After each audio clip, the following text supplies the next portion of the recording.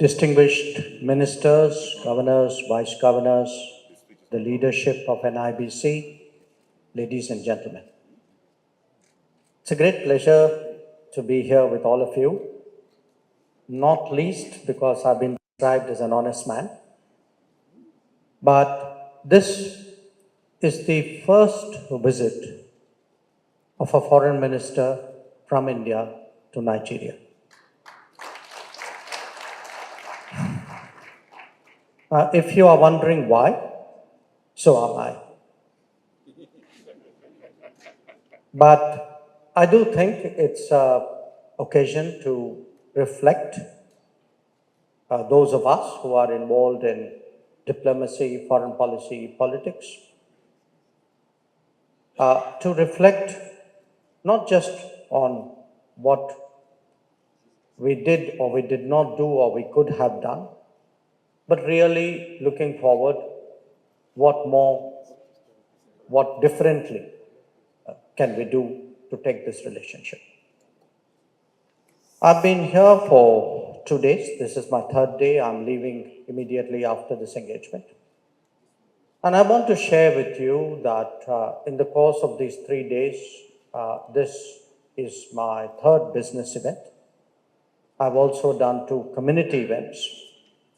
And I mentioned that because to me, it is really the business and the community, the Indian community, which is the true strength of the relationship. So let me begin, first of all, by saluting those who, even when perhaps there weren't as many political level exchanges as there should be, who kept the flag flying high, who kept doing the business, who in different ways have built up what is an enormously important relationship.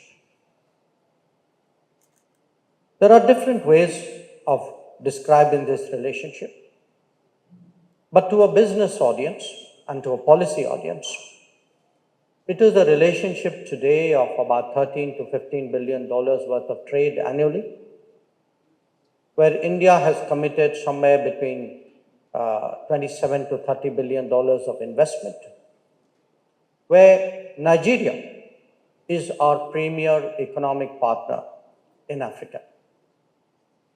But having said that, I would also urge you not to be satisfied, to look at the potential. I was reminding some folks yesterday that India's exports in the year that has just been completed was $766 billion. And I'd surely like, and I'm sure you would surely like, a larger part of that share to come to Nigeria. Because today, we are a $4 trillion economy, an economy with a range of capabilities and technologies and experiences and practices, which we perhaps did not have in earlier years, and which really today provide the basis for a more serious interaction. What can we, from the side of the government, do to really build up the business relationship even more strongly? I think our primary responsibility is to improve the enabling environment, to look at the kind of problems that I've been hearing about in the last 2 days: banking, insurance, credit guarantees, flight connections, trade settlements. I think these are challenges today that we should put on the table, approach it very honestly, and look to find constructive, practical solutions. I'm also very pleased today to see our colleagues, my ministerial colleagues from the Nigerian government, because yesterday I had the honor to meet the Minister for the Blue Economy. And I mention this because in many ways, if we are to give this relationship more weight and substance and practicality, we should get beyond the world of protocol and diplomacy, not look at it in a very narrow sense, but really to get down to business and look at different parts of our economy and of our government and of our policy making and see where is it that we can build the connect. So even though I'm a foreign minister, I urge all of you really to look beyond the foreign policy establishment to build the linkages which will really take our relationship to a new level. Now, having spoken about India-Nigeria, let me make a larger point in respect of Africa. Africa is rising, and India is betting on Africa's rise. We are betting on Africa's rise because by any objective assessment, today there is so much going for Africa in terms of demography, in terms of resources, in terms of ambition, in terms of increasingly of policy alignments that clearly portend a very different, a much more positive future in the very short term. Now, we are betting on Africa because, as the president of NIBC reminded us, we have a shared past, not always a happy history, not between us, but between us and some other people.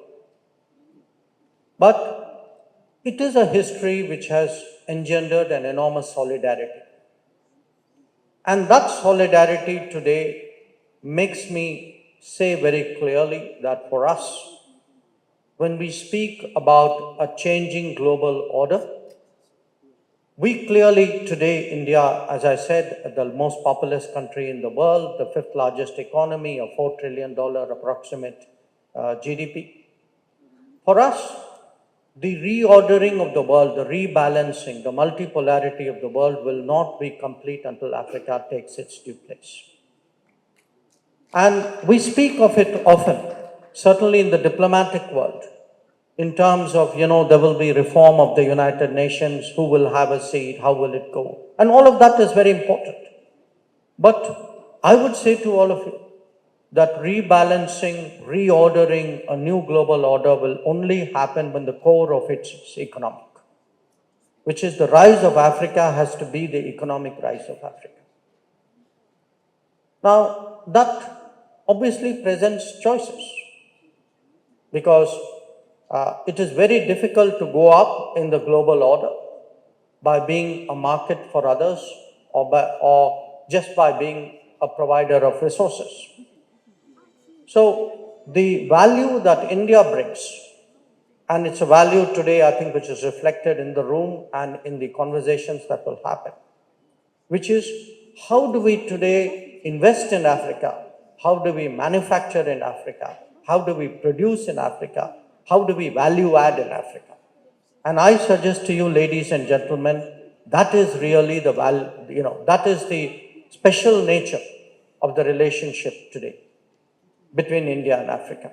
That we are prepared today to partner in this range of activities of production, of value add, of research, of localization, of the employment which will come with it, and of addressing the socio-economic needs, which are very similar to us. We are all on the same journey today. Some of us are a little bit ahead, but at the end of the day, everything that we are going through currently and we have been through and we will go through are exactly what is your journey as well. So my message to you today is, at a time, especially after the COVID, when we have all discovered the dangers of depending on faraway geographies for our basic needs, because we all had that anxiety for those years, when everything which we assumed internet global trade will provide very smoothly did not arrive on our shores.